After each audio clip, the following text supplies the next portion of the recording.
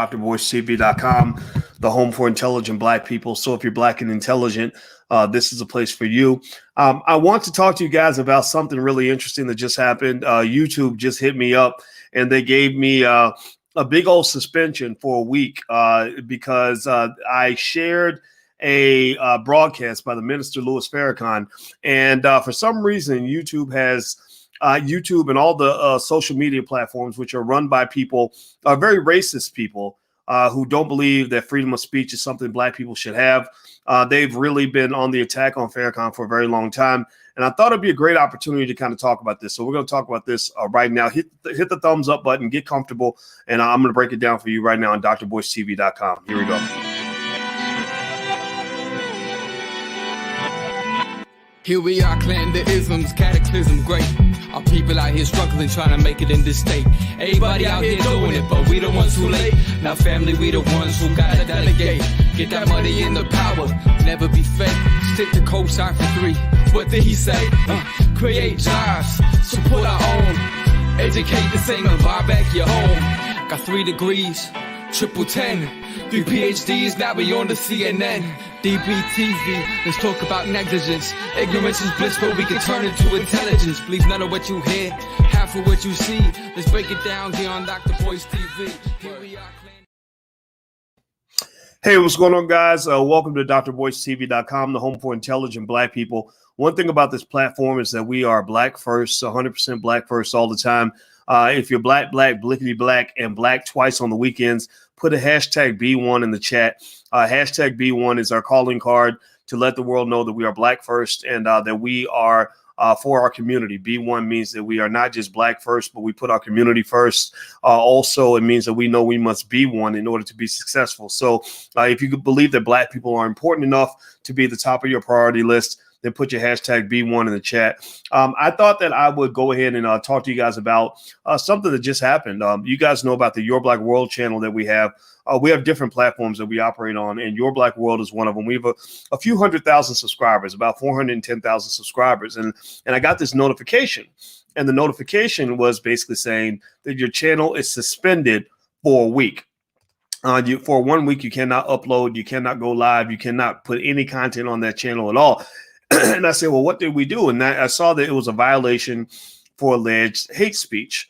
And the hate speech, allegedly, I said, well, what hate speech, are they referring to? Because when you're Black, when you're Black and you speak out about racism, the racists will say that you're producing hate speech, right?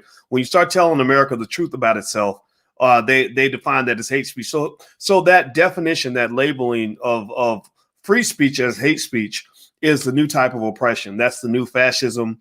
That is racism 101. The new racism is to act like there is no racism unless it's state-sanctioned racism, unless it's racism that they acknowledge, right? So when they start saying Black Lives Matter, then suddenly it's okay to say Black Lives Matter. But when we say Black Lives Matter, we're being radical. We're being too Black. We're being too out of control. I'm the angry Black man, right? So you know how that is. Y'all know how the game is played, and we're used to the game, right? We understand that when you're Black, you are at war from the time you're born. I shared a baby picture of myself when I was little, and I looked at that baby picture, and I'm gonna try to see if I can pull it up so I can show it to y'all. But in this baby picture, I hadn't seen it for years. I saw it one time many years ago, and I just saw it again. And I'm gonna pull it up on the screen. If you want to see it on the screen, just go to drboycetv.com. You can see it. If you're watching on Instagram, you can't see it. So I was looking at this picture, right? And in this picture, I got really emotional when I saw this picture of me as a baby. And the reason I got emotional is because it wasn't until maybe a few years ago that I found out from my mother that when we were born, I asked my mother, I said, who was in the delivery room when I was born? Who was there?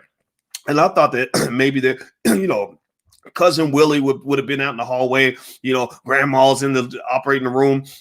My dad, I knew my daddy wasn't there because my daddy was 15 when my mother got pregnant with me. And I don't even know the man, to be honest with you. And I asked my mother, I said, who was there at the hospital with you on the day I was born? And she said, nobody. I said, what do you mean nobody? She said, nobody. She said they dropped me off to go give birth. I gave birth, and then we went outside and we waited for them to pick us up to take us home. And I said, so you mean that when we were born, like there was nobody there except me and you? And she said, yeah, it was me and you and the nurse and the doctor, and that's it. And and that really kind of broke my heart. It made me think about, first of all, I commended my mother, and I commend all the mothers out here for the courage to give birth to children in difficult circumstances. I mean, if there was any black child that was a candidate for abortion, and you know, black boys, black babies are always the first candidates for abortion because they don't want black men like me to be born, right? It'd be okay if I was a basketball player or a thug rapper or a guy that was on his way to prison. They can control all that. What they can't control is this. What they can't control is this. And it is kind of funny. I didn't even plan to do it that way, but it is kind of funny that the baby's like he's pointing at his temple like this, right? So I think that's hilarious that you know, maybe I could put my picture next to the baby's picture, and you can imagine what you know. So here I am. I'm sitting here like this, right? I got the black fist in one hand. I'm pointing at my temple with the other. And so I'm sure it was a coincidence, but who knows? Maybe God was speaking to us in mysterious ways. I have no idea. But the point of the matter is to say that I did not know at that time when I was born that war had been declared on me. They declare war on the black boy, the black male, from the time he's born. And why do I bring this up? Well, I bring this up because I think one other prototypical example of how war is declared on the black male is when you look at the way America has responded to Louis Farrakhan. For many, many decades, they have done everything they can to silence Farrakhan. They've done everything they can to make sure that he can't speak to the public. They've done everything they can to make sure that nobody gets to hear the words directly from his mouth. They've done everything they can to make sure that they interpret his words, and then they go tell the public what he said, as opposed to letting the public actually hear what he said. And if you recall, the reason that they do this is because about 25, 30 years ago, they made the mistake of letting Farrakhan have access to something that only white people get in America, which is freedom of speech. They made the mistake of allowing Farrakhan to go on to the Donahue show and to just make his case to the American people. And he went on that show, and this man was masterful on this show. He broke them down, chopped them up, chewed them up, and spit them out. Does anybody else, give me a yes or no in the chat if you remember when Farrakhan was on the Donahue show? He blew it out of the water. It was an epic, epic, epic interview, epic, epic conversation. And that was really an artifact of a couple of things. Number one, the man is extremely intelligent. We know this, right? Those are facts. Number two, he had truth on his side. He had truth on his side. See, you over here defending a lie. This intelligent man is bringing truth to you. So if you are a dummy and a liar, then a dummy and a liar cannot stand face to face with an intelligent person who has access to the truth. Because all he has to do is just lay the truth on the table, and the truth is going to eat you up. He ain't even got to be malicious toward you. That's why Farrakhan can, with a smile on his face, chop you up, chew you up, and spit you out. And then never even give you an idea that you know, never make, even in 1 second, make you think that he hates you. He's not a person that walks around with hate in his heart. He has love in his heart, love for black people. Now, the thing that's interesting about America is that America interprets love for black people to mean hate for white people. So the more you love black people, the more they will think you hate white people. So when you look at this, it didn't surprise me one bit when Farrakhan was condemned, or when they went to my YouTube channel and said, we're going to suspend your channel because you shared an address by Louis Farrakhan, and we define that to be hate speech. Give me a yes or no. Give me a yes or no. Have you heard any examples at any point of Louis Farrakhan or members of the Nation of Islam getting a bunch of rifles and AK-47s and going into white neighborhoods and just killing people by the thousands? Have you heard of any plan for them to go get a bomb and go blow up people and commit a terrorist act in America? Have you heard any of that? Has any of this occurred? Right? Have you heard anything about them getting together and just deciding we're going to just go and we're going to go take out revenge on all of our enemies and tear them down one by one? Yes or no?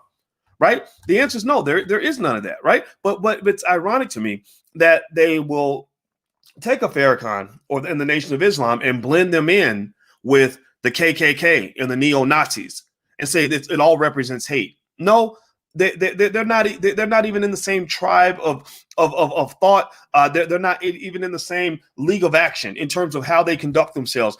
Here you have men and women in the Nation of Islam who conduct themselves with the highest standard of integrity versus individuals who probably do need to be locked up and dealt with. Who have a track record of violence against other people, right? So we know what this is, right? So I'm not here to really get too far into that. I just kind of thought it would be interesting to talk about this in a way where we can kind of look and see what's really going on and how this all works. Because just a few minutes ago, I saw a video released by the homie Ice Cube. Ice Cube did a video and he talked about the political environment that's going on in America right now. Now, just so you know, this week, Ice Cube's going to come on drboycetv.com. Your Black World got shut down, but we got backup platforms. Because when I started doing this as a public scholar, I knew I was going to war. And I knew that when you go to war and you fire at the enemy is going to fire back. I knew this. And the enemy doesn't play fair. Life is not fair. So any whining Negroes that want to whine about how the white man ain't fair, just get used to it. That's how war works. War ain't fair. War don't feel good. They're not going to tell you when they're going to attack you. They don't tell you what the surprise is going to be. They just do it. And they come after your most vulnerable spot. And if all you do is lay down like a little punk, sit down on the ground like a little bitch and cry and scream every time they do something dirty to you, then you're not ready for war because you don't understand. You've never studied the history of warfare in this country and around the world. War is a dirty game. So when I look at that picture of that little baby, I look at that baby and I think about I get scared for that little child because I think, man, he was born in the middle of a war zone. They did not even want him to be born. Somehow I slipped through the cracks. My 17-year-old mother, single mother, born in poverty, if a white woman had gotten a hold of my mama, some lady from the Planned Parenthood clinic had gotten a hold of my mama, they would have talked to her for a couple hours and said, because we care about you, we need you to go kill that little black boy in your belly. We need to just kill this baby so that this baby's never born because it'll make your life easier if he's never born because, my God, a child who's born poor is worse off than a child who's born dead. Right. And I'm sorry. Years later, I beg to disagree. Me and my mama didn't have money, but we had plenty of love. We had some tough years, but we had far more great years. We struggled for a little bit. I was born in the projects, but we got the thrill and the excitement of watching our lives improve every step of the way through hard work, education, and personal responsibility. Those are the things that my parents taught me, and my mother loves me. I love her, and we've had a wonderful time together on this earth. So I think about that. I link the baby. I linked the Farrakhan incident where they just banned the YouTube channel because allegedly that's hate speech. That Sheriff Farrakhan's address. I would do it again 10,000 times. You're not going to convince me to not support the Nation of Islam. That's just never going to happen. Just so you know, I see the emails. People send me stuff. Well, what about this? What about that? Sorry. No. Loyalty means being loyal. So I'm loyal. I'm down with the Nation of Islam. That divide is never going to occur. And so with that said, though, it also means maybe we need some backup plans as well. So I'll lay out a couple of backup plans in case they do shut me down. Eventually, that's the thing. The reason I don't want to be too mainstream, I don't want to be too big, I don't want to be out there too much is because when they really declare war on you, they put their sights on you, they do everything they can to come after you. Okay. And I have no doubt at some point they're gonna load up and lock and load all the weapons, because right now what we're doing is actually working. We're elevating the consciousness of Black people politically. We're elevating the consciousness of Black people economically. When you mess with the white man's money and you mess with his politics, you mess with his economic dominance over Black people, and you mess with his political dominance and his political mind control over Black people, then he's gonna play dirty and fight back. So here's one thing you can do if you want to remain connected, just in case anything goes wrong. I've joined this app that I really like called Parlor, Parler, Parlor. On the Parlor app, I'm at Dr. Boyce Watkins. Now, Parlor, I think it was started by conservatives. I don't give a shit. I don't give a fuck if it was started by aliens. All I know is that on Parlor, they have the one thing that I want, which is freedom of speech and freedom of expression. That is it. I do not need Twitter telling me what speech is acceptable and what's not. I don't want Instagram telling me that it's okay to say this, but not okay to say that. I don't want YouTube telling me that I should only listen to Dr. Fauci when it comes to COVID, but I can't listen to somebody else who has a different opinion but better credentials. I don't want to hear all that. I don't want Facebook telling me, well, this is acceptable news and this is unacceptable news. I want all the news. I want all the information. I don't want anybody telling me what information is okay and what information is not, because I know they play these games. So With the Parlor app, I like this app. I tried it out. It operates a little bit like a mix between Instagram and Twitter, I think, because they give you you get a lot of space to write a lot of stuff, and you can throw up images and videos and all that. So you can follow me at Dr. Boyce Watkins, right? And the reason I'm mentioning this, and just know at Parlor, I have no business affiliation with them at all. And again, I don't care who started it. I just want freedom. That's it. You ain't got to give me nothing. Just let me be free. You ain't got to be my ally. Just leave me the hell alone. I don't need you telling me Black Lives Matter. Fuck you. I know my life matters. How about this? I'm going to go tell black people that Black Lives Matter so that we can get our shit straight, so we can go out here and fight this battle. Okay. So I like the app. I'm at Dr. Boyce Watkins. Feel free to follow me there. Another thing you can also do is you can text the word Boyce. Text the word Boyce, Boyce to 31996. If you're on the text list, I can text you when I go live. So that means if something happens, I got to move to a different platform or everything gets shut down, I got to go somewhere else, I can text you and say, hey, y'all, we're going to meet over here, right? And so if you're in and that's of interest to you, feel free to text the word Boyce to 31996. The last but not least, is we do have a platform that we own called Blag Enough, BLAGGENUF. I know it's hard to spell, but it was kind of my creative way to kind of say, let's invent a word that we actually own. So we actually have a trademark on this term. It's Blag Enough. It's right there on the screen, BLAGGENUF on blagenough.com. It operates a lot like Facebook, and we tried building it on our own, like hiring, technology people to actually build the thing out. It was terrible. We lost a lot of money. It kept breaking down. It was just a big mess. And so we went with Blag Enough, which is run by Mighty Networks. But that's a place where lots of us gather as well. There are tens of thousands of people on there in our Blag Enough space. And you can also put in your zip code and find people that live close to you, right? So if you want to have gatherings and stuff like that, start an investment club, you can actually find people on Blag Enough that will do that with you. Okay, so feel free to go take a look at that. And that's pretty much it. I just wanted to tell you guys what was going on. I'm a big believer in this basic idea that, it reminds me of when I was at Syracuse University. I was going through hell over there, and I was dealing with nonsense with people, just kind of doing, again, playing dirty tricks, right? I had to learn in a grown man's world, and you go to war, people are going to do dirty things, right? They're not going to play fair. And you got to know this, right? Tell your sons this stuff so they don't run around here whining like little bitches. Like we can't have black men running around here in mini skirts crying because the white man did this to me and he did that to me. Well, if you're a man, you don't walk around bragging about what another man did to you. That makes you less of a man. And you are as good of a man as he is, but you got to make that decision.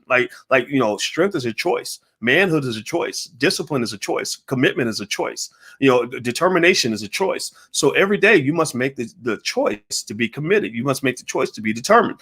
In Vietnam, I'm going to share this, and actually I'll finish telling you about Syracuse in a minute. But in Vietnam, I was really inspired. I watched a really long documentary about the Vietnam War because my daddy was a Vietnam veteran. Shout out to all the veterans that are in here. Thank you for your service. And my daddy he told me about the Vietnam jungles and talk about the choice of determination. Two things that were interesting about that with my father in particular. One, like a lot of black men when he was there, he used the heroin to kind of escape from his environment. And when he came back, he had a heroin addiction. And I said, well, how did you overcome the heroin addiction? A lot of people can't ever kick that. And he said, I made a choice. I decided I didn't want the life of a dope addict. I wanted the life of a father, the life of a black man. And that was one thing that really stuck out to me about choice. Just make a choice. The second thing was he said that when he first got there were he was in this, he's 17 years old, and he's in the middle of a ditch in 10,000 miles away from home, in this jungle, and he's hearing gunfire in the background, bombs dropping in the background, and he's supposed to be trying to sleep. And he was laying in this ditch, and he said, when I was in that ditch, I made a choice. I made a decision that I was going to do whatever I had to do in order to survive. He said, I'm going to do whatever I got to do to survive. So what I'm telling you in general, black people, is that everything's a choice. And the last little Vietnam story I'll share that I thought was really interesting. I study warfare because I think it's important to understand how your enemy thinks and what you're dealing with, what you're up against. And how bad things could actually get.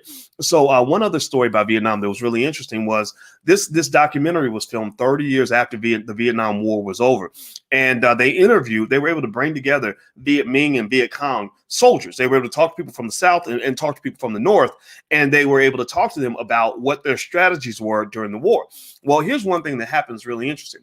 The United States and the white man with all these weapons that they have, just like the same way they take us down with their technology, or they try to, they were using their bombs. They had so many bombs, right? So they went to Vietnam and they said, we're going to demoralize the people in the Viet Cong. We're going to demoralize the North. And what they did was they went on a bombing raid like you would not believe. They dropped more bombs on tiny little northern Vietnam than all the bombs that were dropped on all of Europe by all the countries combined in all of World War II.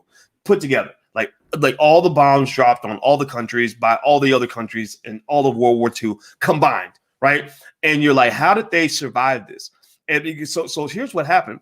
When they would drop all the bombs, they say, okay, we're gonna cut off the supply routes, we're gonna blow up these bridges, we're gonna blow up this route, blah blah blah. Every time they did it, the next day, 2 days later, the bridge would be built again, right? They blow it up again. 2 days later, the bridge would be back up again. And they were like, how the hell are these people that resilient where they keep on rebuilding these damn bridges? And they asked them 30 years later, they said, how did you do this? We dropped all these bombs on you and it didn't stop you. You kept going. And they said, we had saying that we shared with each other, which was, if they blow it up, we will rebuild. If they blow it up again, we will rebuild again. And I said, I'll be damned. I mean, if they ain't like a statement that's not like one of the keys to success, that if you put that in your pocket and you commit to an ideology like that, you can't be beat. You cannot be stopped. You can't be slowed down. If you just say, like when they talk about Black Wall Street, I hear a lot of folks say, well, why should we build Black Wall Street? Because they're going to blow it up. They're going to tear it down. Well, then you rebuild again. Well, then they're going to tear it down again. Well, then you do it again. You don't stop. It's a choice. It's a decision, right? So what decision are you going to make? What choice are you going to make in your life? You got to make a damn choice. Right. So at the end of the day, what I would say to you guys is make a choice in your life. Whatever it is you want to do, whatever you are trying to accomplish, wherever you're trying to go, make a choice. And if you make the right choice and you're committed to that choice through rain, sleet, snow, or hail, till death do you part, you choose to be about that life no matter what, then you're going to win. So today, right now, I'm going to tell you right now, I choose black. I choose black and free. That's my choice. That means I'm going to live as a free black man. I'm going to die as a free black man. I'm going to breathe, eat, and sleep and shit as a free black man. Everything I do will be that of the actions of a free black man. I will solve every problem as a free black man. Every step I take, every move I make, every action I pursue will be that of a free black man. Whatever that means. Sometimes it'll feel good. Sometimes it's going to be bad, but it's never going to change. Right? So in your life, choose black. Everybody type the word black in the chat. Choose black, #B1. I'm going to finish up. I got to go spend some time with Alicia before I go to bed, but I wanted to let you guys know what was going on, what was on my mind. And I'll give you the link to the Parlor app one more time if you want to follow. I like this app a lot. Again, they're not paying me to endorse it or anything, but I just like it. And I think it's a great place to follow. And I don't care who started it. I just like the fact that they give us freedom of speech to say what we want. So you can go follow me on Parlor, Parler, not OR, Parler. And I'm at Dr. Boyce Watkins. And also, if you guys still want to join the Black Wealth Bootcamp, I think you got a few more hours to get the discount. It's a massive, like 72% off. So feel free to take a look. We start our classes on January 7th. So if you'd like to join us, you can go to blackwealthbootcamp.com. There's the URL for that. Okay, guys. So I'm out of here. Have a good night. And thank you for listening. And I will see you guys soon. Be good. Peace.